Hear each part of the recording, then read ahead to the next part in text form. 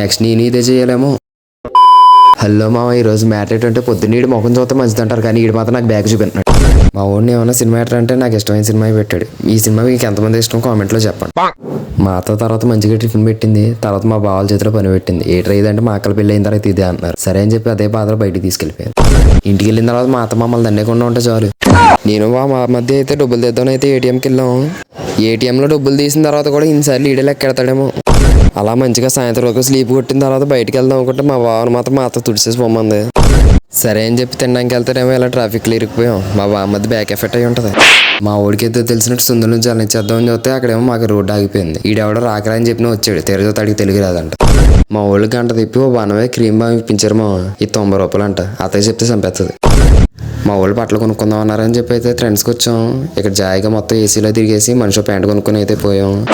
ఇంకా ఆగలేదని చెప్పి అయితే దారిలో చాటి తినేసి జాయిగా ఇంటికి జావంగి. ఈ వాళ్ళకింత మళ్ళీ నెక్స్ట్ వీడియో కలుసుకుందాం. Bye bye.